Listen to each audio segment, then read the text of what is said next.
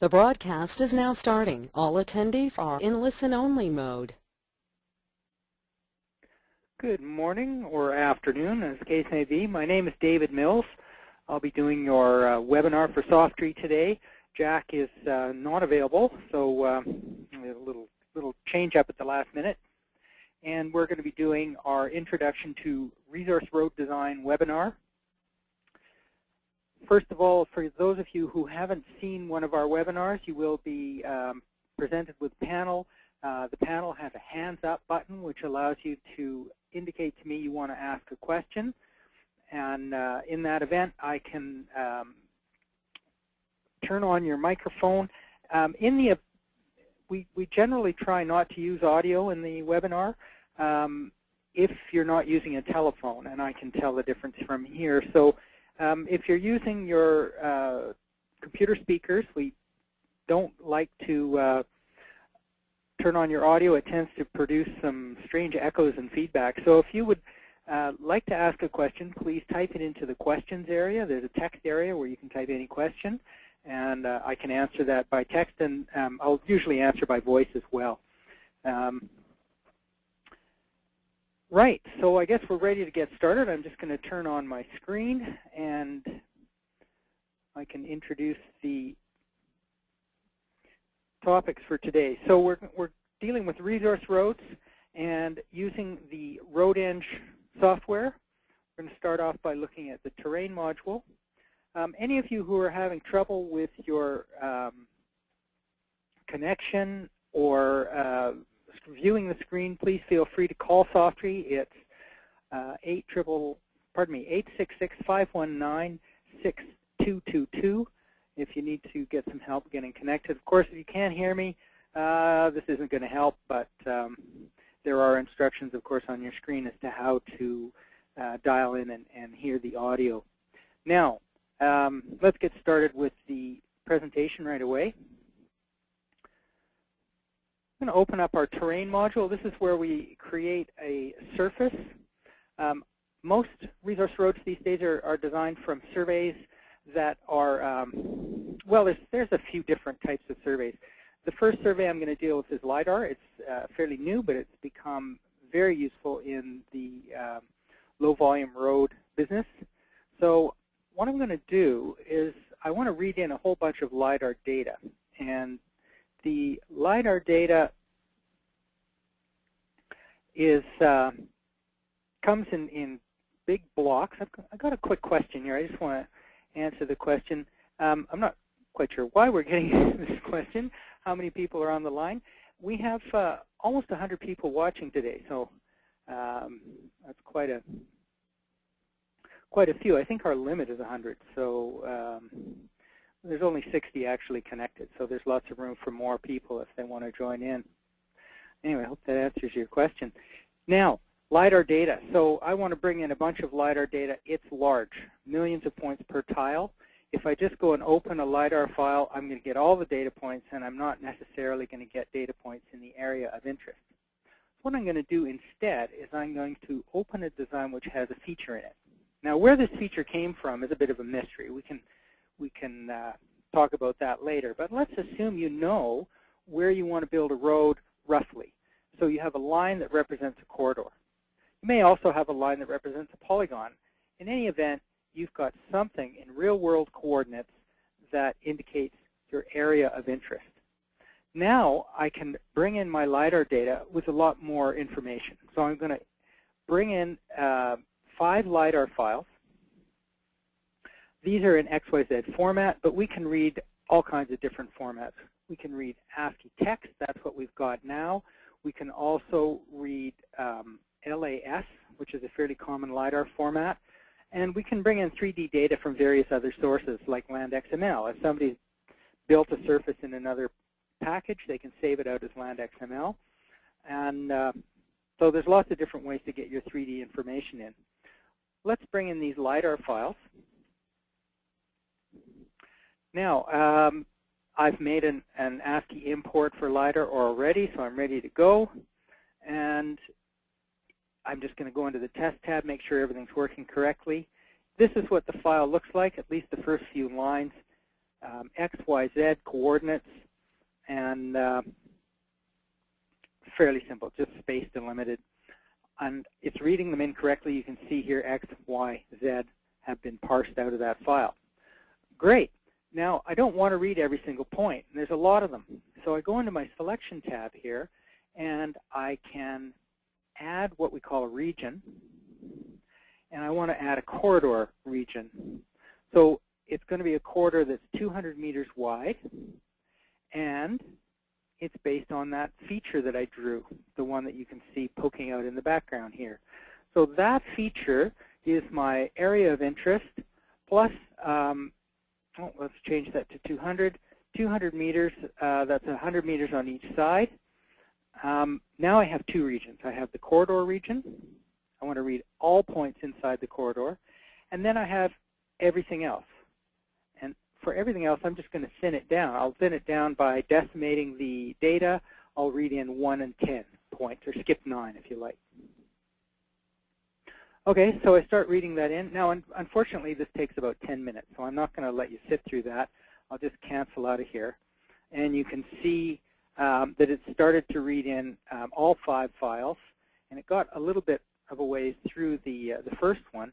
And you can see if you look closely here that there's actually 100 meters away from the road. There's a bit of a line here where we go from full density, especially on this side, you can see it, full density near the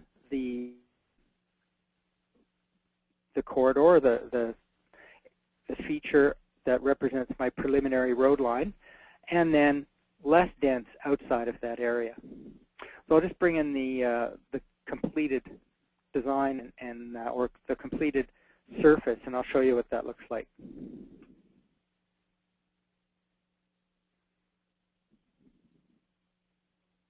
Got a question. Peter wants to know if we can import these features from a shapefile, and the answer is absolutely. You can bring in various file formats when you're trying to create your area of interest. You can draw it, of course, and we're going to look at air photos in a sec. But you can also insert files from various sources. So one of those sources is shape. You can also import DWG. You can import DGN, that's new in version 6, and all kinds of other formats, XYZ text, which might be coming from a GPS survey. There's all kinds of different ways to bring in information. Okay, now I've actually got a bunch of contours in here. Let's pretend I didn't. Let's just delete those, delete the terrain, and here's all the data. So as you can see, we got lots of points. Typical LiDAR survey which has not been made into a grid. There's a difference between a gridded LiDAR file and a non-gridded file. This is the raw data, and you can zoom in and you can see how far apart the points are. And you get real like there's a little bit of a gap there, and I can actually measure how big that gap is. Across from, say, here to here, there's a gap there of about 10 meters. Now, that's not bad, but if you had read this data in as a gridded file, there may be fewer points in it. It may be in quite a compact format, too. You can put grids into really compact formats like DEM. What do they call that? That's a... there's various names for it, but the fact is it's very compact and nice for moving around large data sets. However, in a grid format, you wouldn't know how accurate the data, the original survey was, and sometimes there are larger than 10-meter gaps in your data, and once it's put into a grid format, that's kind of hidden from you. Anyway, this is real-life data. It has not been thinned in the area near the corridor, and it has been thinned outside the corridor, and I've got just over 1 million points here. Great. So now that I've got my 3-dimensional data in the software, I need to make a surface. So I'm just going to do that. Here's our terrain calculation. I'm going to create contours, let's say 10-meter and 2-meter spacing. That seems reasonable. I can control line types and colors and so on. I can even put in labels if I want. I'm going to skip that step. Okay, let's see what this does. Now, this is a lot of points. We're talking about 1 million data points here, and our software manages up to about 5 million. You can actually read in more than 5 million, but you'll start to have trouble making a surface or creating contours and things like that. There we go. There's my data with contours on it, and now let's look at it in 3D. It takes a little while to build the triangles in 3D, so I'll try and keep you interested meanwhile. So 1 million points is a lot of data. If you've got 1 million points per tile and you've got 20 or 30 tiles, it is important to select which is your area of interest and thin the data outside the area of interest so you don't overload our software. There's the surface. Looks great. We can zoom in. We can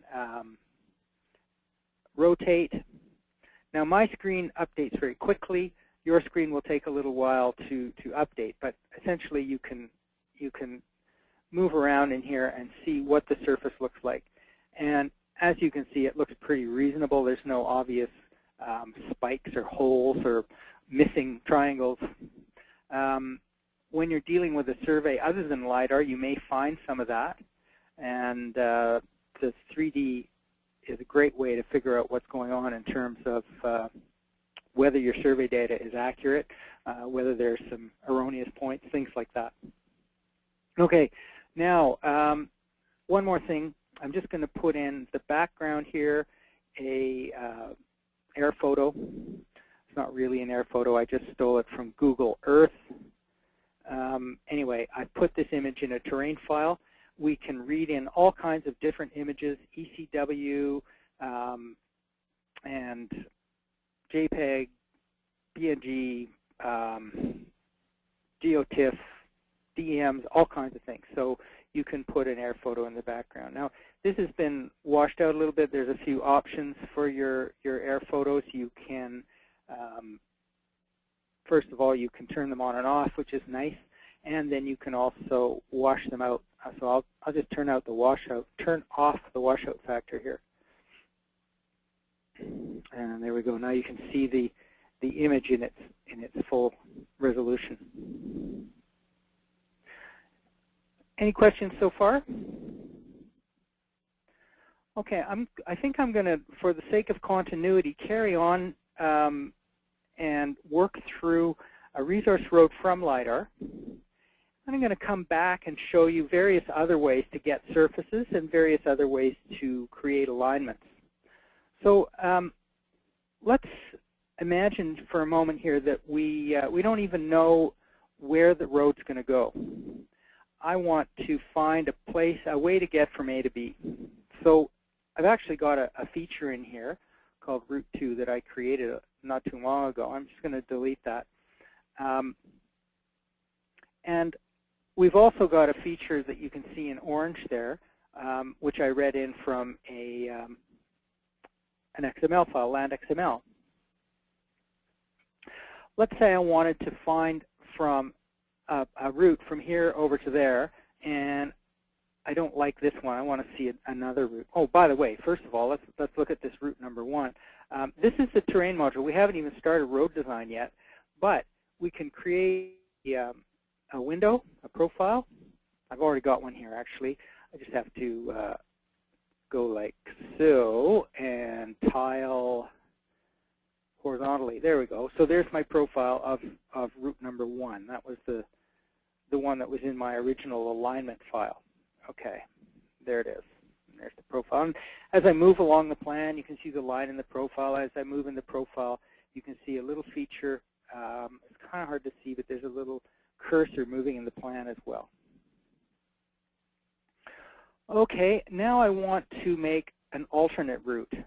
Okay, so I'll go back to the plan window here. I'm going to bring in a screen layout that is ready for pegging. I call it pegging. There may be another more technical term for it, but the idea is to find a route from A to B that doesn't have grades that are too steep and doesn't go through any lakes or buildings or anything like that. Okay, so let's start by creating a new feature. This feature I'll call Route 2, and it's going to be a draped feature, so it has this model thing turned on and elevations turned off. Okay, so it's going to drape on the surface. I'm going to draw it with the mouse. We're going to start right about here, and we'll continue along like so. Let's put it in the profile window. Just type up F5 to update. The idea is that the profile can show any feature on your terrain. So you can use it to draw cross sections, or in this case, fence sections that I'm drawing. The other thing that's kind of useful when I'm trying to find a route, the average grade. So if I click here and create a new point, there it is. I've just put a new point down there.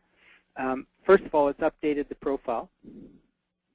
And second of all, it's telling me that between this point that I just created and the last point I created, the average grade is 0.3%. And going along here is pretty flat, not too much of interest. But as soon as I get to here, you can see that we're going down some steep contours. And if I click to anchor that point down, you can see we've got a real plummeting grade. And it's telling me that that last segment that I just drew has an average grade of 15%. Oh, that's maybe a bad idea. What should I do about that? Well, I think I'll move over this way. And that gives me an average of 5%. But as you can see here, there's some grades in between. So maybe I should do that in smaller pieces. So I'll do a piece here. That's 7%. This one is now 6. Oh, that's not steep enough. Let's go down a little. 8. This might look a little easier for you to see if I take out the air photo. Obviously, the air photo is useful. If you've got a high-resolution screen, you can look at the stuff in the background. Then, the air photo is great. I'm just going to turn it off for the sake of clarity, however, while I'm showing you what I'm doing. Okay, so this point here, you can see it on the profile of the vertical line. You can see it in the plan. I've just created a little segment with 8.5% downward grade. And now I'm going to create another point here that's about the same. And here that's 6, that's 7.5, that's 8.9. Okay, so I'm coming down the hill. Now, I finished doing this job, and I've got a preliminary alignment that I've drawn in my terrain. The fact is you can do this in our location module as well. I just like doing it in the terrain because it's kind of it's hard to explain it.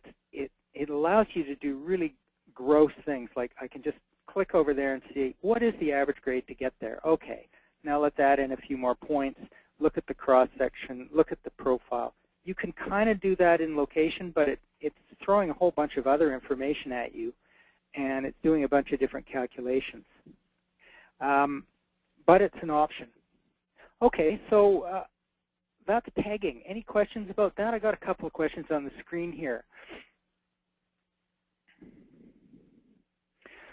First question from Nat. Can you use constraints in the pegging option to, for example, define full bench, construction categories like ground types and so on? No. This is really basic stuff. We're going to look at that when we get to the location module. Oh, you can look at side shots left and right. In other words, right here, here's a point. I've just created it. I've got my cursor located there. What does the side slope look like? And that's an option I can add in here. I'm not quite sure why it's not in my pegging screen layout, but I can do that. I can find that in my geometry.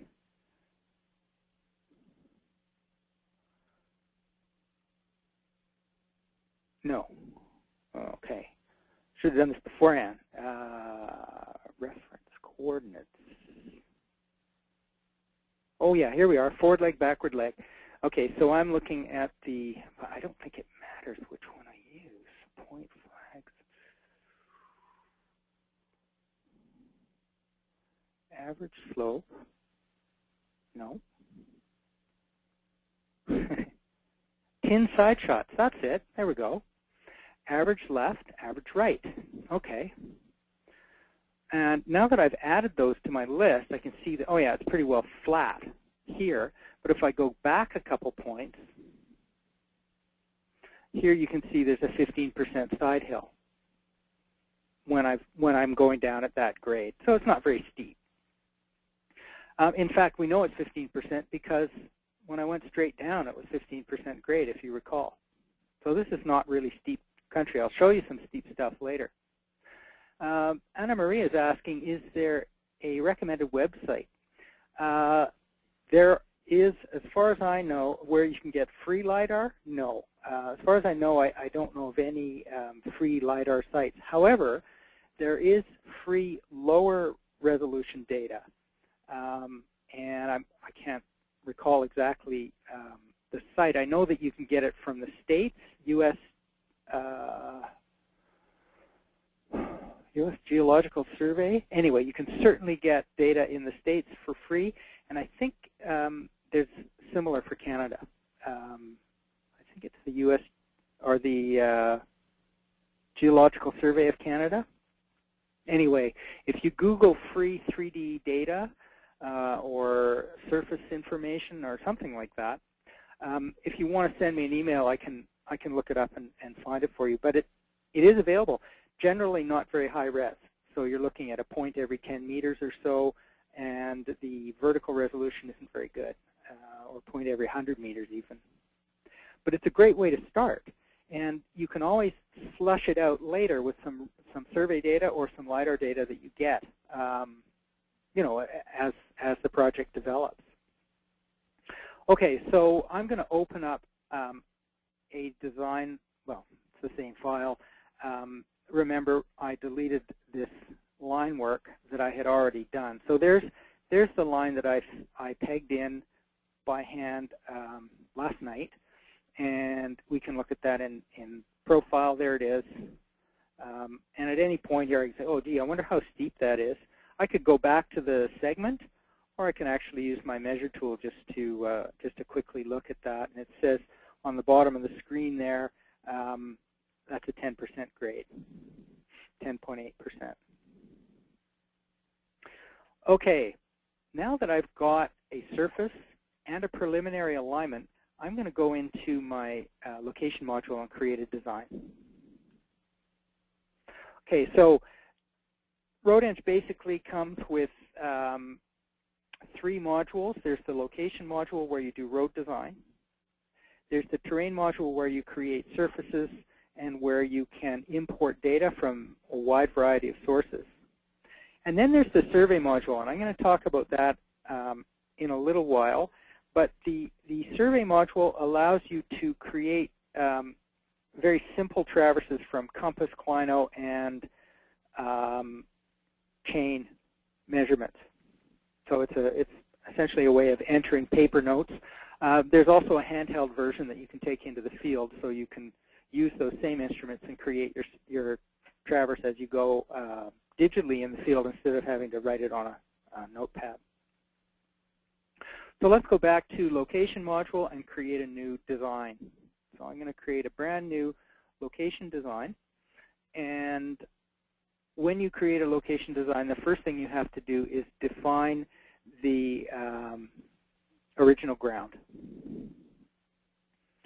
Where's my resource road section? QR, resource road. Okay. So this is ground we've been working on. And if I use that as my surface, then I'm prompted, do you have an alignment? If I say, no, let's just start at the center of the terrain, or, yeah, I know the coordinate, and type in a starting coordinate, then I can draw my alignment. So let's do that first. I'm going to just start in the middle of my terrain, and I'm going to draw an alignment.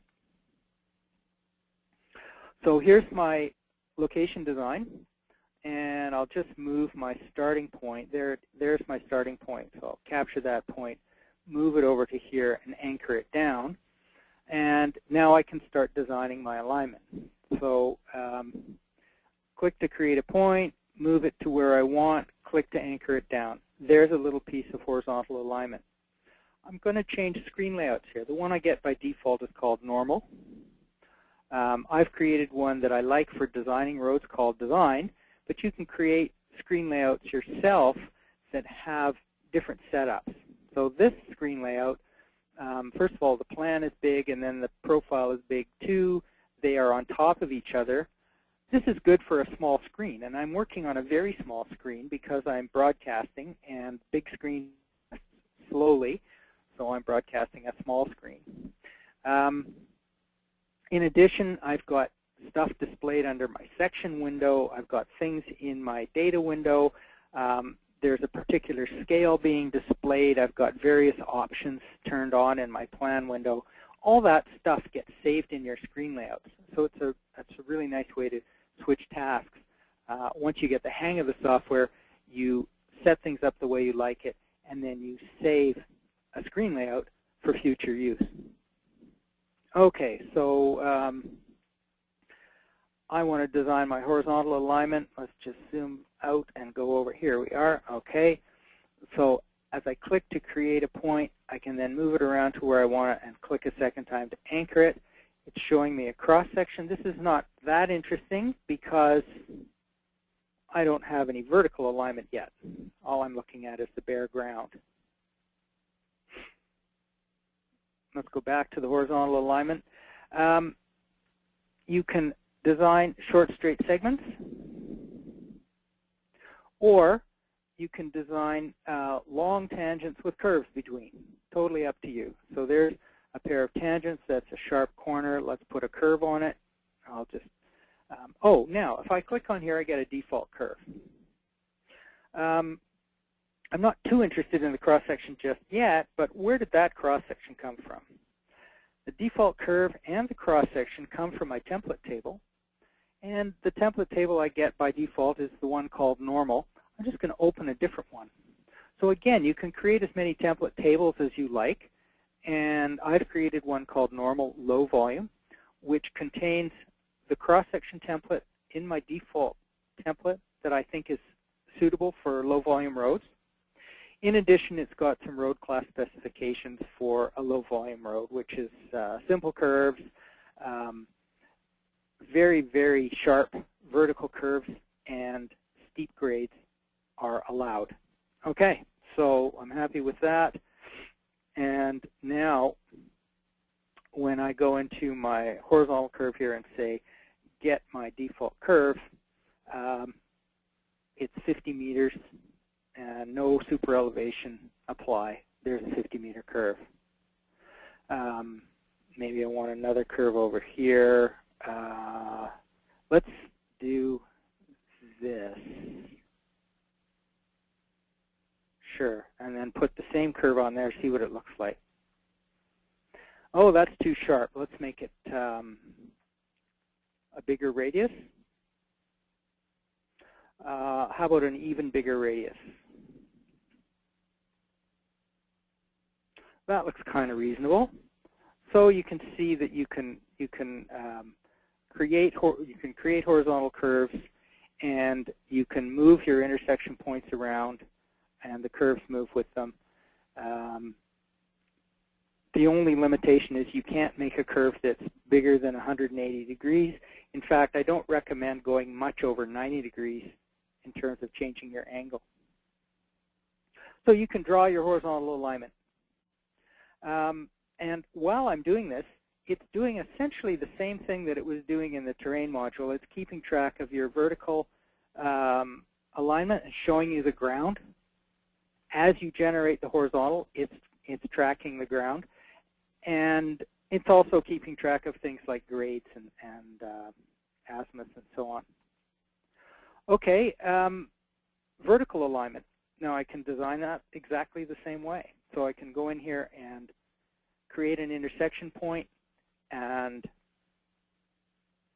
put a curve between two intersection points. Here's my vertical curve panel. I'll go back to that intersection point there, put in my default curve. This is a K factor of 5. Apply. There it is. Maybe I want this down there. Put in the default curve. Apply. Of course, you can change things, so I could say, well, there's no reason to have such a sharp curve here. Let's change that to 15. This is K.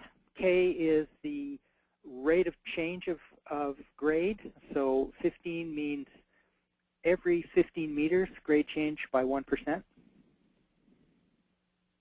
There's a K equals 15. K equals 5, of course, is a shorter curve. There's your length. But you can also just type in a length. Let's say you want a 100-meter curve there. Boom, there's a 100-meter curve. Whoops, that's 10, sorry. There's a 100-meter curve. And you can adjust your alignment with the mouse, and you can adjust it by also typing in coordinates, typing in grades. There's various things you can do to define your alignment. Now, this is what I call the, well, it's pretty close to the way that you would design a real, well, not real, let's back off a second here.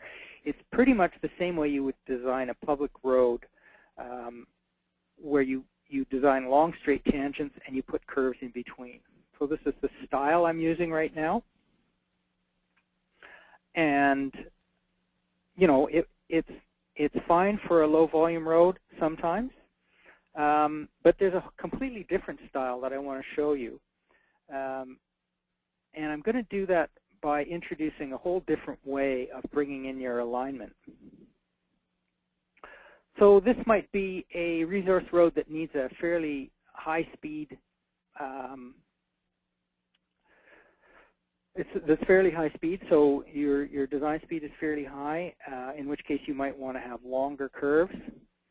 There are more options. If you go into the road class specifications here, you can actually make this more advanced by clicking on this checkbox. What that allows you to do now is to look at things like site stopping distance, and you can define specifications that show you site stopping distance or calculate it for you. So here we can see the site stopping distance is 33. If I change the design speed up, that distance goes higher, and now I see that I'm going beyond my road class, which I said was 30. Let's go back to 30. If I make the K factor small enough, again I get an error, and at some point I should get the error that I'm exceeding my road class, my site stopping distance. If I type in a small enough distance here, no, big enough distance, sorry, let's say 100, then I get an error that says K is too small for site distance. Okay, so you can be more sophisticated if you want, and the same is true for horizontal curves. So if you're working on a road that you really have to know how fast you can drive around these corners, now that I'm in advanced mode, if I take a look at a curve here, it's telling me, okay, we're outside super elevation table. Well, that's because we've got such a small design speed. But if I increase that, then I get this warning, but that's okay.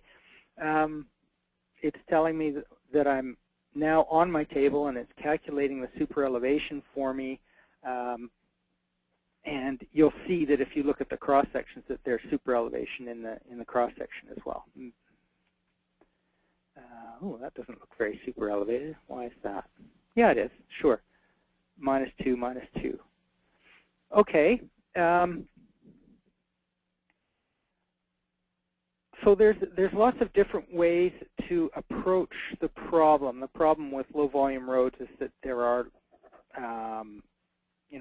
very low volume roads, and then there's sort of maybe a mine access road or a main line in a forest, in a logging project. You're going to have to design a road that drives a little faster. So you may or may not be interested in using curves. Let's take a look at a really very simple low volume road. I'm going to use this to introduce the survey map module. Okay, so survey map module, what's it good for? Well, let's take a look at an example survey. Here we've got a very simple table of, well, let's just go through it. Azimuth, slope distance, percent slope, side shots. What are side shots for? Well, they allow me to define what the cross-section looks like. Minus 25 on the left, plus 40 on the right, and in this case there's actually a break point here where it changes. Okay, so I can put in side shots. Here's the simplest side shot you get, just a slope. And you can put in compound side shots if you want that are more complicated. You can also put in materials in the ground. You can say, well, we've got this material, and then when you go down a certain depth, we got that material, and then we got some other material underneath. You can leave that blank if you want, or you can fill in reasonable data. And you can also put in where you think there's going to be a culvert and what diameter you think the culvert would be. So as you're walking through the woods, whoops, wrong way. I wanted to do that tile vertically. And there's a question from Sean and Galen. I'll get to those in just a sec. You can see your traverse growing as you enter your notes. And those blue things are culverts. So this is for low volume, simple paper note survey, or using our handheld in the field. It's a Windows CE handheld device.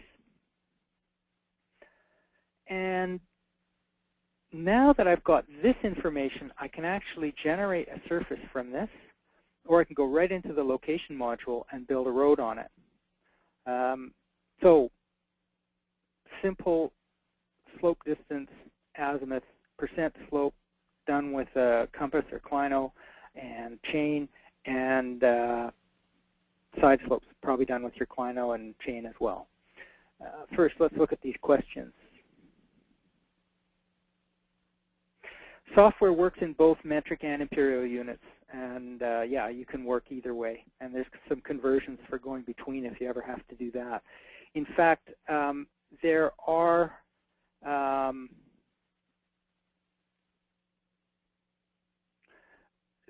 is the ability to set up various projections and to convert between projections. So if you're working in UTM coordinates, you can work in UTM coordinates, and then you could convert the data to, in BC, people use Albert's equal area projection. You can convert between the two if you need to. Often people work in simply undefined, meaning we don't care what projection we're using. We're just using a consistent coordinate system where everything ties to everything else. And you can tie surveys to other surveys. You can tie them to well-defined points. You can tie them to GPS points. So you can get your traverse, even though it's done with simple, low-tech survey instruments, you can still tie it down to the Earth using a GPS or other methods so that you're working in real-world coordinates. Next question.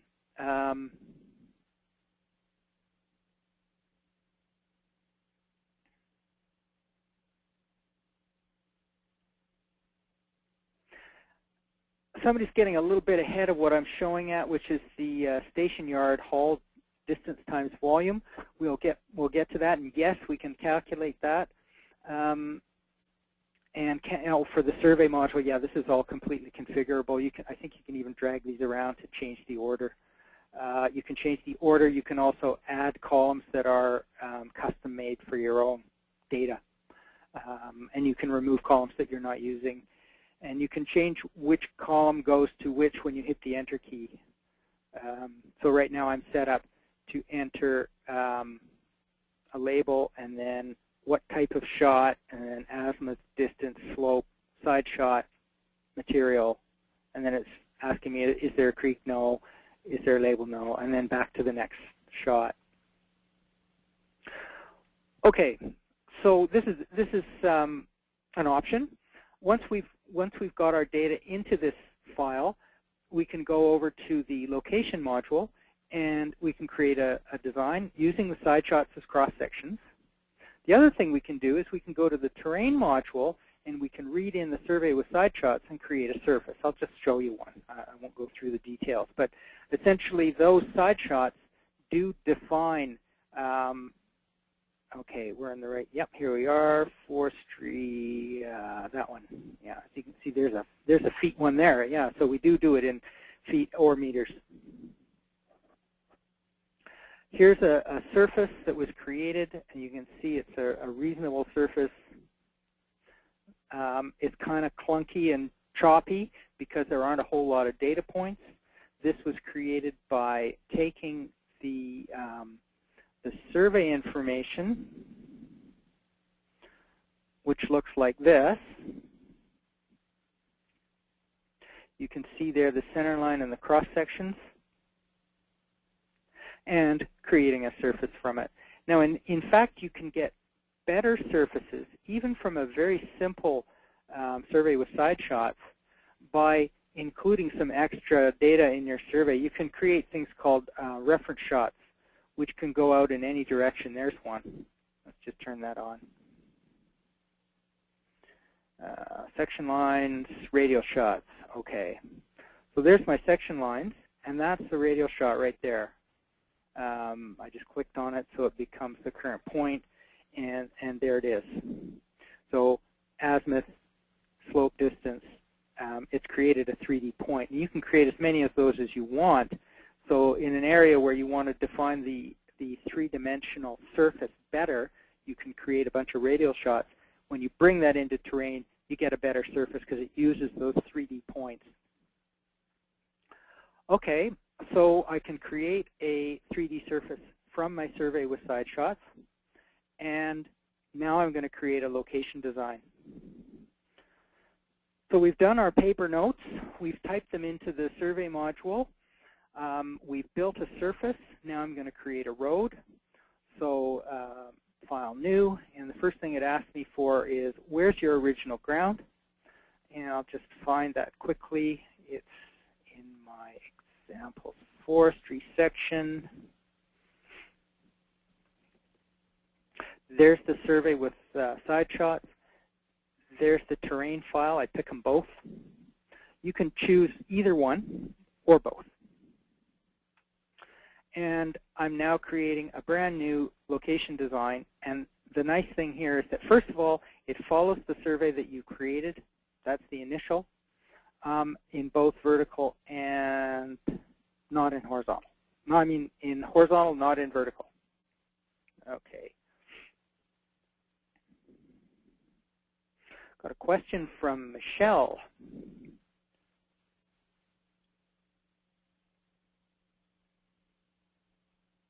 She's asking about tying traverses together, and will the coordinates match? And absolutely, that's the whole idea. When you there's two different ways of tying traverses together. One is by simply typing in coordinates, and that always works. You just go to the station you're interested in, coordinates set, and type in the coordinates. Okay, that's easy. But and you can copy coordinates and paste coordinates too, so it can be fairly quick to go into traverse number 1, copy coordinates, enter traverse number 2, paste. But we have this function here called, it's in the map module. You can add as many traverses as you want to your map, and then we have a feature called coordinate adjustment, which allows you to tie stations and reference points between traverses, and it does all the X, Y, Z adjustments for you so that everything is consistent. It's a little tricky, but it's a lot of typing in the coordinates. Okay, back to the location module. So I'm doing a super low volume design here, and I want to create a vertical alignment. Here's a completely different way of doing vertical alignment, and it's often done this way in the forest industry. What I do is I move along to my surveyed cross-sections. That's what these red tick marks are. And that is exactly the surveyed cross-section that I have in my survey notes. If I go back to that station, that's what you'll see. And then I just move up and down in the section window, and then double check that I'm not getting stupid grades. I'm not quite sure why I'm not showing the survey points, but that should have been turned on in here. So I say OK to that, and yeah, and now you can see all the points. Oh, but I'm not showing grades. Wait a minute, I got the wrong screen layout. Let's just go to screen layout called Profile. There we go. So you can see in my section window, I've got side shot left, side shot right. I've got super, which is in this case just crown, and I've got grade next, grade last. Last is the important one, but it's also shown here. There's my grade. So let's do another one. So I'll skip ahead to the next survey point, that one, and I probably don't need to move it at all. But as soon as I move it, it creates a vertical alignment point. Now I can just go in here and click on any old thing and anchor down wherever I want, and I've created a grade. But I can also go to any cross section and edit in the section window. So I can edit at a known cross section and make sure that I'm still on the known cross section, or I can edit in the profile window, and then I can move any station I want, and I'm actually calculating a cross section between two surveyed sections, so it's doing some sort of relation. Right. So that's often how forest roads are designed. And then they'll go into the plan window and say, yeah, you know, this is good. It's all good. I don't need to change anything. Oh, right here. What is the curvature here? Let's put in a curve. Or, you know what? We got it wrong here. Let's move sideways a little bit and just tweak the horizontal alignment to change it a little bit so that they get what they want. Running out of time. I want to go to culverts and output. Any questions? Okay, we've seen how the horizontal and vertical alignment works.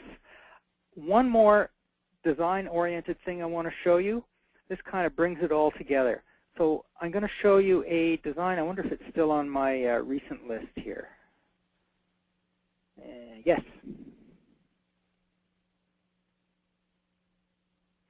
So this is a design, let's just zoom out so you can see, which is going up a steep side hill. And first of all, you can see from the things that are displayed here, I'm just going to turn off one that might be a little bit confusing. There we go. And I'll turn, do I need to see the road edges? Sure, why not? Let's turn on the road edges. Okay, so let's look at this. Bringing it all together. I've got a horizontal alignment. I put in a curve here to make sure that my switchback is reasonable. We got radius 25 curvature there. In between where I don't have sharp curves, I don't care about curves. I'm just using intersection points. That's okay for low volume roads. Same with the vertical alignment. If we take a look at the vertical, you can see that most of the time I've just got intersection points. I've got a couple of vertical curves at the bottom here because it's so sharp, and that's important. I don't want to have something that will cause my logging truck to drag its load behind as it goes through that sag curve. Okay, and you can see what the mass haul diagram looks like here. This is keeping up to date as I go. So if I just take a point along here, let's see, where's the design point? There's a design point there. If I pick that up and move it, and anchor it down, everything recalculates. All the cross sections in between recalculate, and the mass haul diagram recalculates. Look at that fill requirement there. That's huge. Not surprising when we look at that cross section. It's even worse down in, well, there's lots of fill required in there. So that's the profile section, and here's the plan window, and you can also see that dashed green line there is the toe of fill. So when I'm looking in my cross-section window here, I move my cursor in the cross-section, you can see the little pink across the circle moving in the plan. That's the same point, and up here, oh, yeah, okay. That green line is the top of my ditch. The green line on this side is the toe of my fill. Now, this is a fairly typical situation on the coast here for forest roads, where we've got a steep side hill. We want to get to the top. we want to do it at maximum grade. So what you tend to do is design a long straight grade which has a grade that's reasonable. Now, right now, let's just lock the scale here and zoom in a little bit. There's a 13% grade.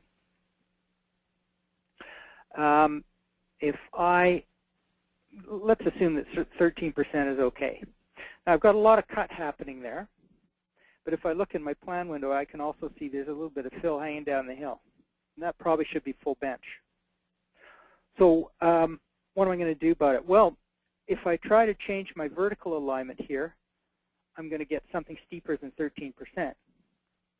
So what I'm going to do instead is go into my plan window and tweak horizontally back and forth in and out of the draws to make sure I'm on full bench the whole way up this hill. And it's easily done. First of all, if I pick a point that's already a horizontal alignment point, like that point right there, I can move it in the plan window, but I can also do it here in the section window. So yeah, I could just pick that point up and move it over, and oh, it's not full bench anymore. I mean, it is full bench, but now it looks like I've gone a little too far in. But I can also edit here in the section window. It's an option, horizontal or vertical. Let's just stick to horizontal for the moment. We know we're at maximum grade 13%. Pick it up, move it over until I get to bang on full bench. And I can do that for any cross-section along here. So, oh, that's starting to get a little far out. Let's just make a new point there, move it over a little bit, and there we go, full bench. And if I find any spot as I move along the alignment that doesn't look right, oh, there's a little bit of fill, I can just move it back a little bit. Notice that when I do that, let's just lock the scale in the plan window and zoom in. I'm actually creating a horizontal alignment point right there. I don't want to lock the scale. Yeah, I'm actually creating a horizontal alignment point. So as I move along to here, for example, I can see we've got quite a bit of extra cut that we can get rid of. There's no horizontal alignment point. If I try if I click in the plan window, I'm creating a new point, but you can see there's no box indicating an existing point. There's one back here. Cursor changes to box. There's one here. Nothing there. So I can either create it with my mouse in the plan, or I can create it with my mouse in the section window. There we go. And as I do that, now it would be great if I had a giant monitor here, because you'd see the map all changing as I do this, and it's going to reduce my cut when I do something like that. Yeah, let's just move ahead and do that. So there's a little piece. I can just pick it up, move it over, and oh, we're probably at the end here. We can probably do full bench. You want to be a little, or non-full bench, do some fill. And you want to be a little careful when you're inserting points that you don't do something like, whoops, that you don't do something like this. Control Z, undo. Question, is there a self-balancing function? There is. There is an option in the software to do auto balance and auto full bench cut. And there's a really old option which does one cross-section at a time. And that can work for you. So let me illustrate. If I go into the auto balance section dialog box, say give me full bench cut by moving horizontally. And then if I just give it what are we at here? 634. Let's just do it at 634 to 635. Okay. Whoops. I thought I hit the tab key, but I hit something else.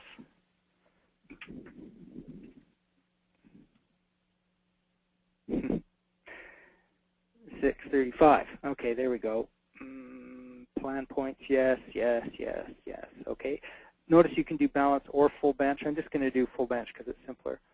And it moves that one point to full bench exactly. And if I move back along the alignment, I can go to any point where there's one that's got a little fill in it. And I can just type Control F, and it does full bench by putting in a point there. Similarly, I can balance one cross-section at a time, or I can balance a range of cross-section using auto balance. But this is a nice segue into our Optimal tool. And I want to show you SoftReOptimal. It's a new technology that we've included with RoadEng. But before I do that, I want to cover the, this is a long demo. We're already up to 5 minutes to finishing. So I want to show you output. And then we'll look at SoftReOptimal, which is the other way you can do auto balance. Right. There's that question about the station hall distance. Okay, I did say I would answer that, didn't I? So once again, Sean is asking about the hall distances here. First of all, you can see in the Mass Hall, we've got a bunch of sections where it's calculated how much material needs to be moved. If you copy that to the clipboard, you can paste it into any spreadsheet. I don't have one open. Give me a second to open a spreadsheet here.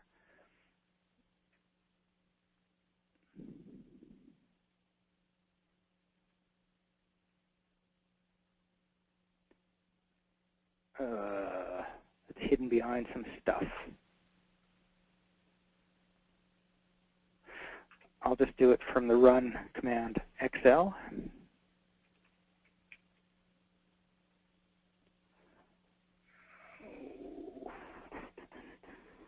What's it called anyway? MSXL?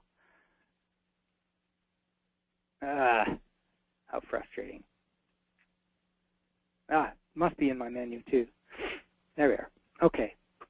So here's a spreadsheet, an empty spreadsheet, and I just did that copy to clipboard, paste, Control V, and now you can see all the numbers that are used to create this graph. So this graph is you know, it shows you a lot of stuff qualitatively. You can see basically how much material is being cut here. You can see how far it's moving. But if you want to look at the numbers, you can look into that spreadsheet that I just created. And this is the overhaul. That's volume times distance.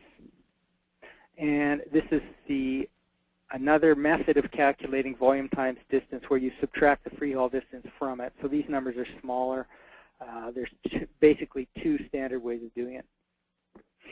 Okay, so if you've got a design that's working more or less, the software will tell you the kinds of hauls you're going to produce.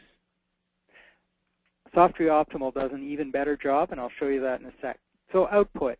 You can print any window. You can, as you saw, copy the data window to a clipboard. The data window can show you all kinds of stuff. Here's the volumes. So if I go down to the bottom, you can see cut and fill. But I can also create a thing called a multiplot. And here's a plan over profile multiplot. Let's just change the page size here. We'll go to PDF. You can print to PDF if you have a PDF writer. They're not expensive. They're worth getting. And then you can create a digital form. And of course, it'll print to any printer you've got too. So here's plan over profile, page 1, page 2, page 3. And page 2 didn't look so good because of the way the plan is. So I can just kind of tweak it a little bit. I'll change it from automatic rotating and scrolling to manual for this page, and I'll just go like so and maybe rotate a little bit too, get it to show what I want. And there I've got it, multiple pages, page 1, page 2, page 3, looks great. Data window is showing me information for this station range, curve table. You can set this up the way you want. This is just a bunch of rectangles that you can move around, and you can change the options for display and so on and so forth. Similarly, you can get multiple cross-sections. And here's a bunch of cross-sections. Note these ones have been set up distorted. That's an option. And we get as many pages as we need. I neglected to show you culverts. It's fairly straightforward, and the section output can show you culverts only if you want, and then you can put culvert information in the text area.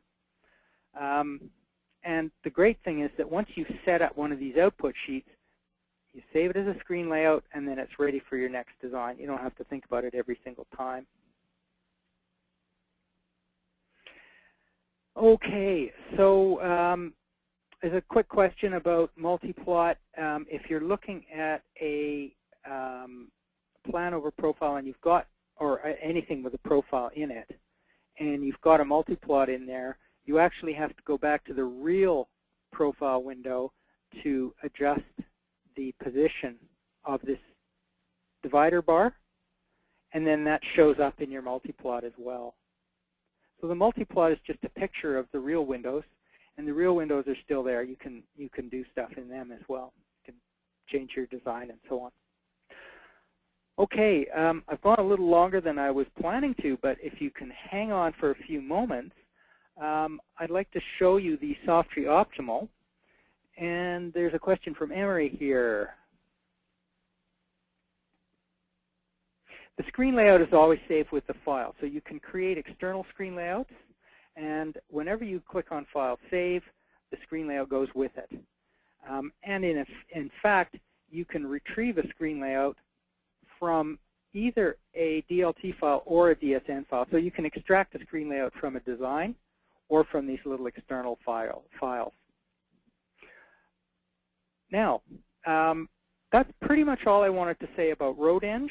There's a few things I glossed over, like culverts. Suffice to say, it is a fabulous low-volume road design package. It does everything you need, and it does as much as you need. You can make it as simple as you want. Now I'm going to show you the Softtree Optimal technology, which adds a whole new dimension to low-volume roads. So let me find one. There we go, route1.design. Okay, so what we've got here is that original design that I got from a customer of ours, and it's sitting on top of the that LiDAR data set. Now, let's just pretend I don't have any alignment at all. So there's no vertical alignment. I'm going to delete the existing vertical alignment.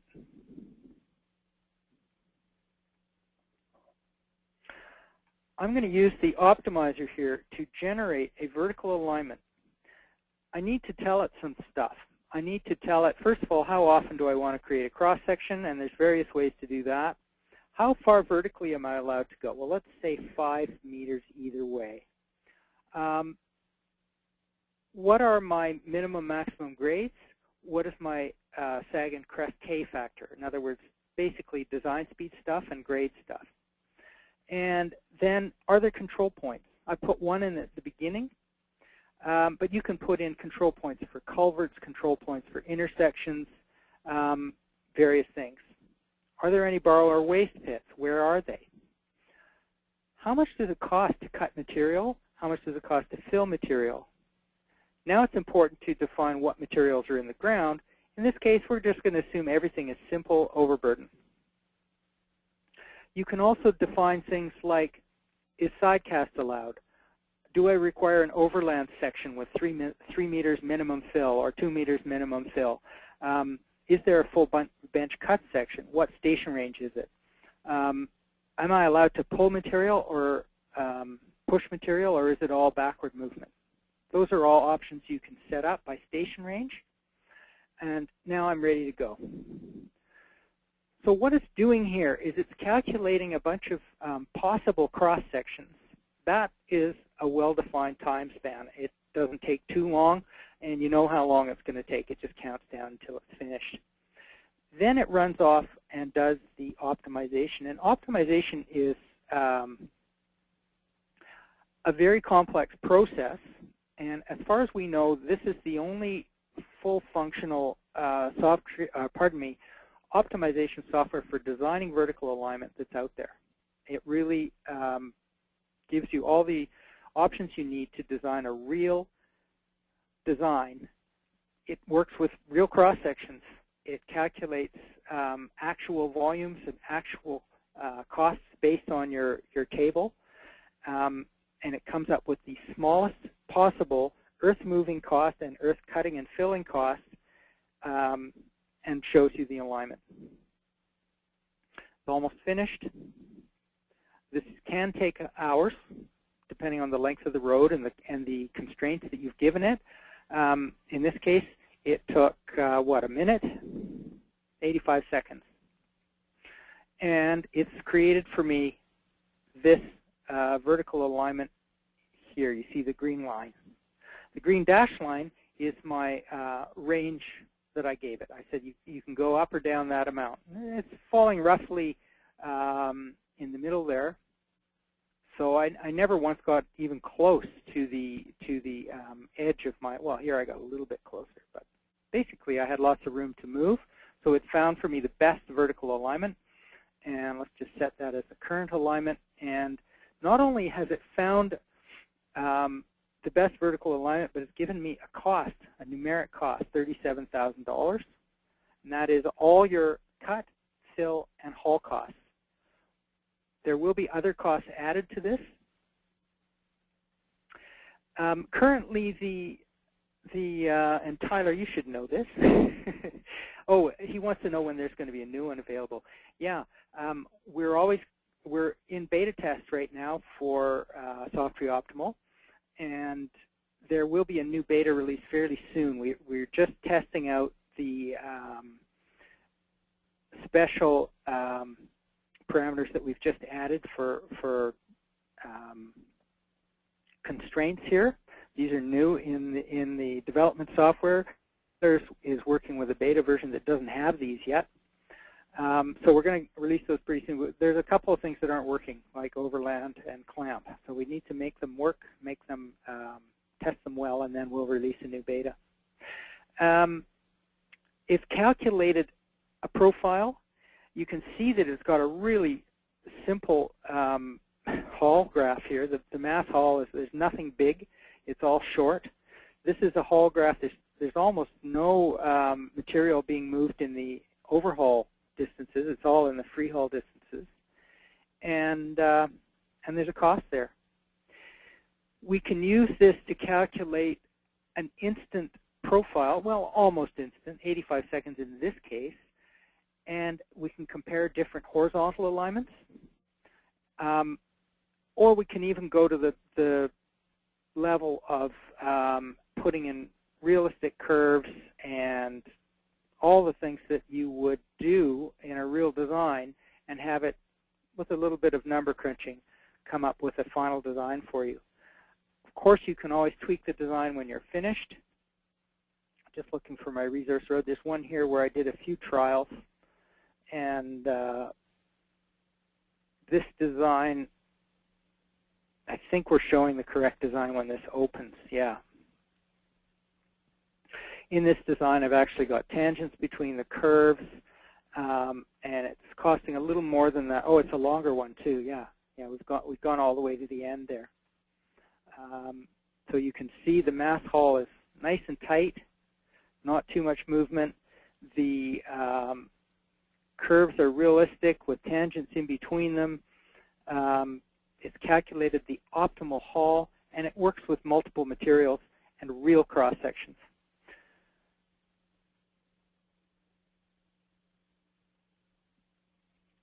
The optimal beta is available. There's a question from Nat. If you'd like to get a hold of a beta test copy, we can do that for you. Just give us an email or a phone call, and we can set you up with a trial password that will probably time out at the end of February when ResourceRoadPlanningAndDesign is released. We're hoping end of February. It's going to cost you, if you get ResourceRoadPlanningAndDesign, it's not going to be just another feature for location module. It's going to come as an extra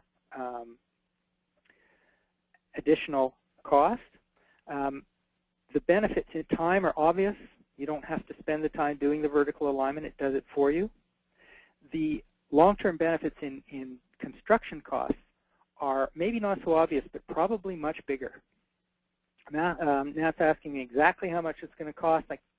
I'd rather not say that just now because we're still working out the details.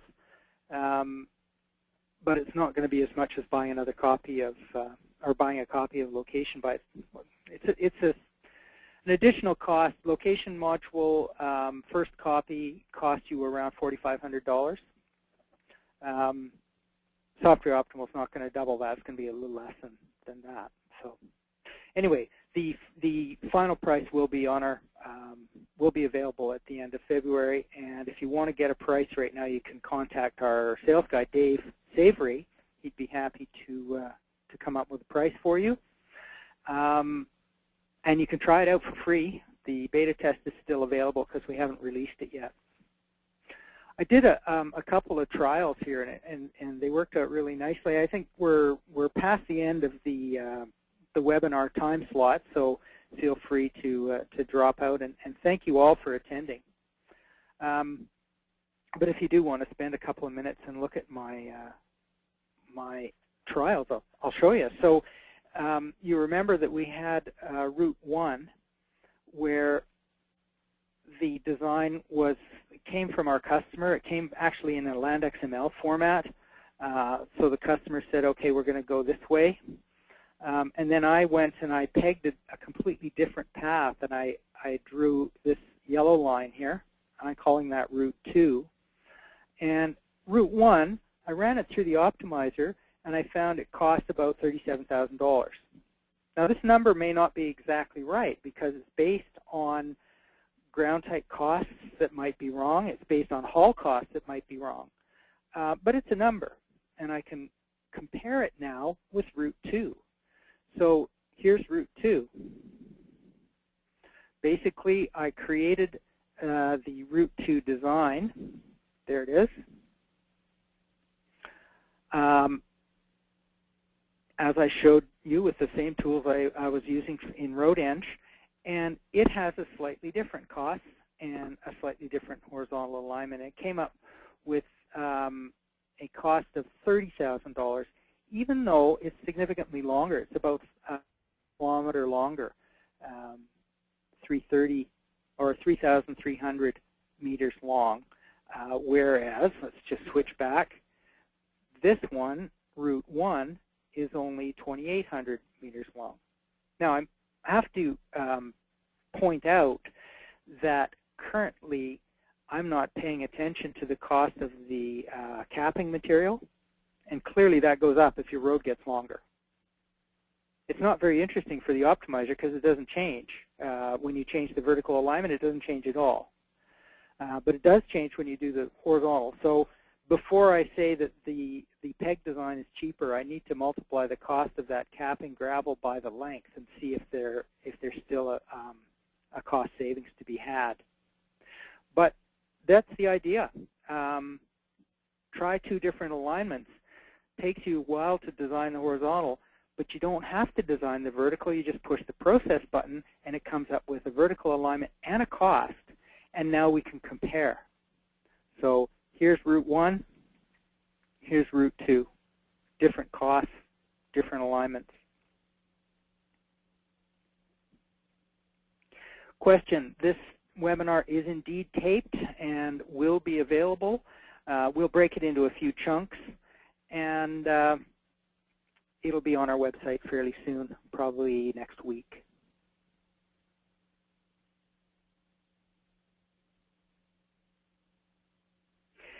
Question about implementing our software with other platforms.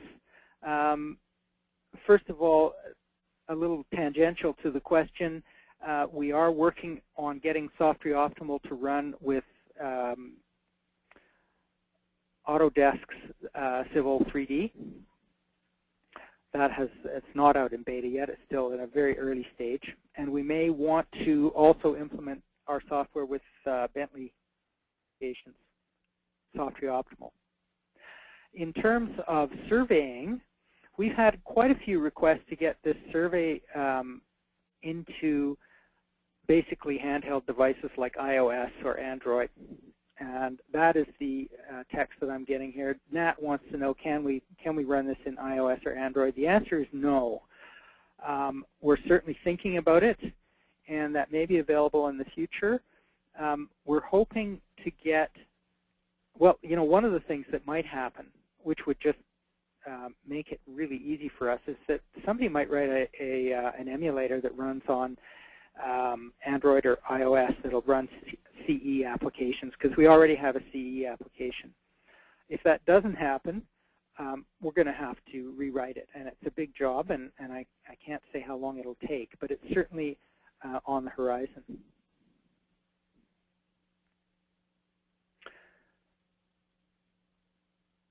Another question from Tyler.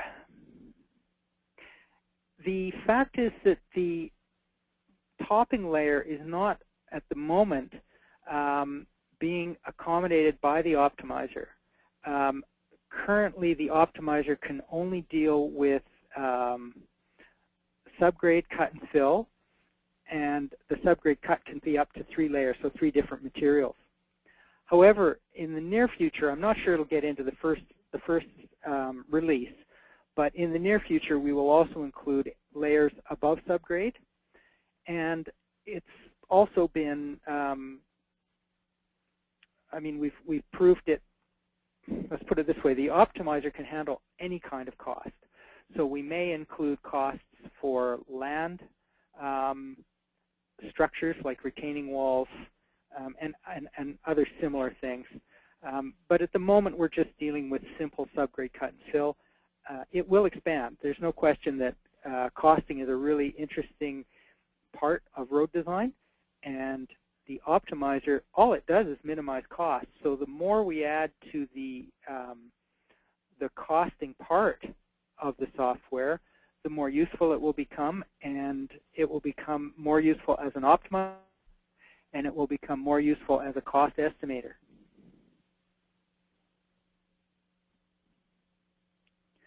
Good. Well, unless somebody types in a question real fast, I think I'm going to sign off. Thank you all for watching the demonstration today. The webinar will be available online probably next week if you want to review parts of it, or if you want to send somebody a link and have them take a look at it. It's a long one, but it'll be in small pieces, and of course you can fast forward when you're not listening live. Thank you all again.